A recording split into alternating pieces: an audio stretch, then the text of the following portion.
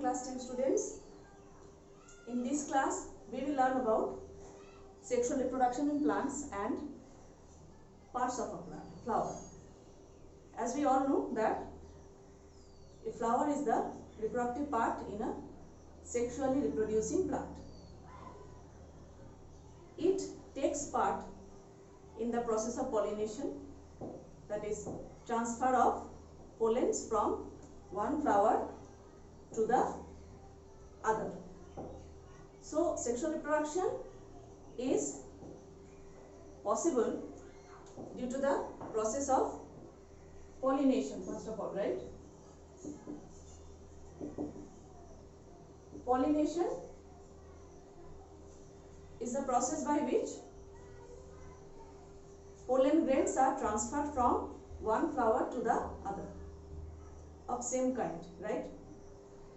This type of pollination would be successful, but if there is transfer of pollens between these two, then no reproduction, because it is not of same flower, so there will be no reproduction.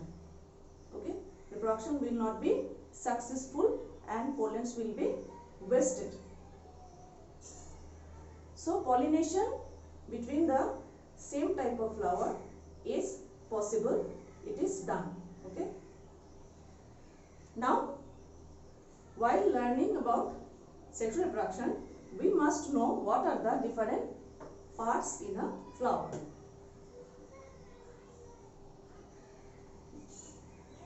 Okay. Now we will learn parts of a flower.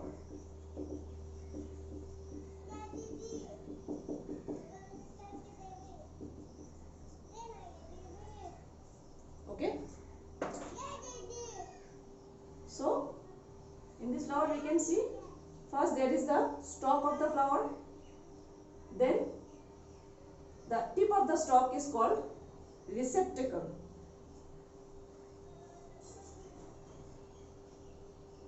So in the flower, first here is the stalk of the flower,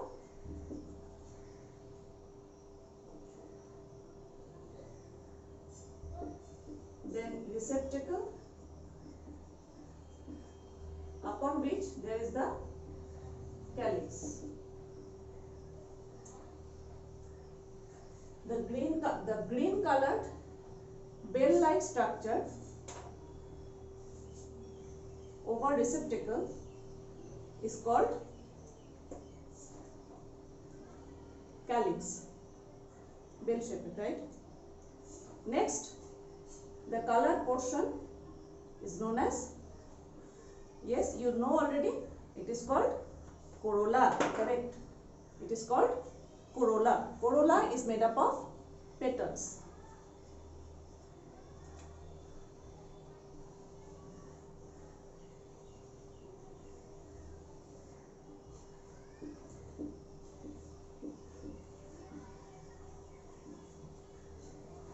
Okay. So calyx. Now we will learn the different parts in detail. First of all, calyx.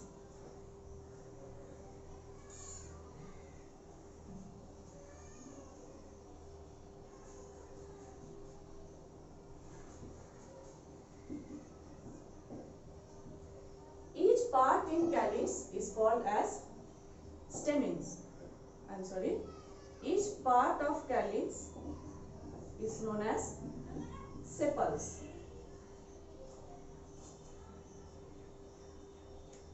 So sepals fuse together and form the bell-shaped calyx. In case of a green bud, in case of bud, the sepals are very clearly you can see. Okay. The next part, it is, okay, so what would be the function of calyx? Calyx, which is green in color, calyx which is green in color, it protects the internal part of the flower in the bud stage. right?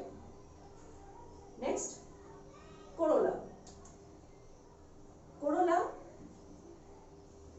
each part are known as petals. Each part are called petals.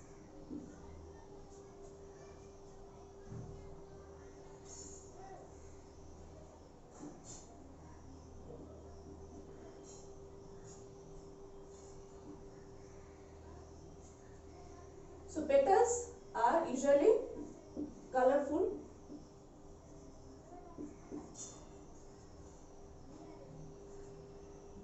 Colorful part.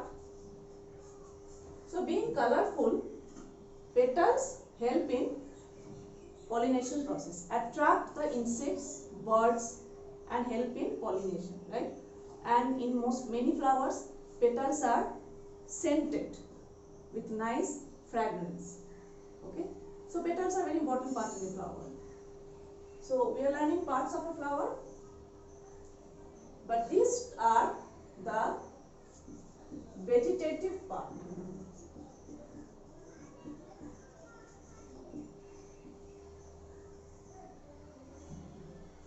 These are vegetative parts especially. Now, reproductive parts. So you know already, reproductive parts are, okay, before we move on to reproductive parts, with the help of a sharp blade, we can dissect this flower and we can take out the different parts of this flower. Here I can show you, or you have to do this at home. Okay, so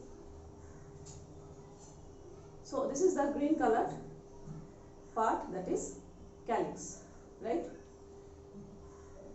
You can see there are, we can count, there are 1, 2, 3, 4, 5 sepals.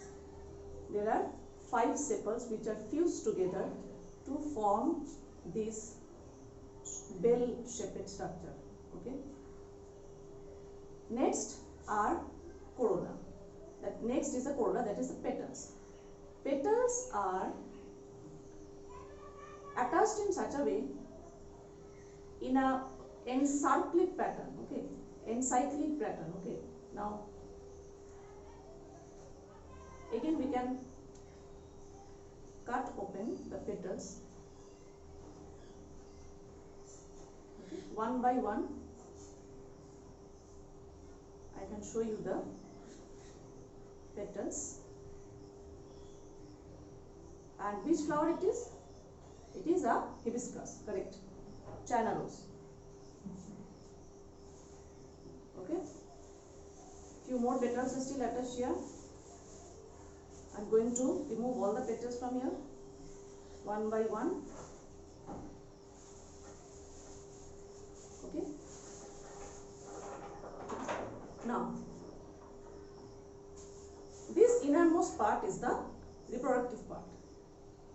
In the reproductive part,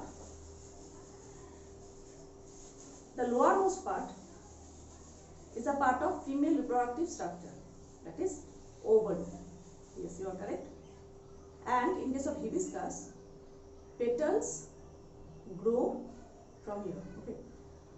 Now, and these are the stamens, that is female reproductive parts. In case of hibiscus, this is a very specialized structure which is not seen in other flowers. In typical bisexual flower, here we are talking about bisexual flower. In a typical bisexual flower, stamens are arranged separately. Okay. So male part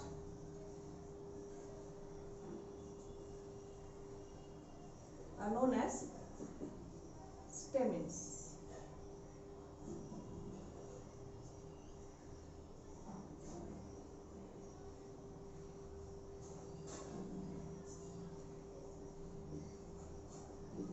Stamens are the male reproductive parts in which this tip portion is called anther and this part is called filament. So each stamen has two prominent parts, anther and filament. Inside the anther, pollen grains are produced which are male gametes or male sex cells. Okay.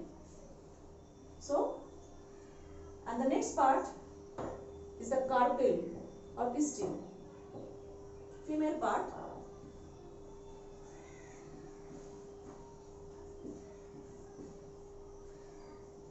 Is the carpel. In carpel, we can see three prominent parts. Lowermost ovary, next style,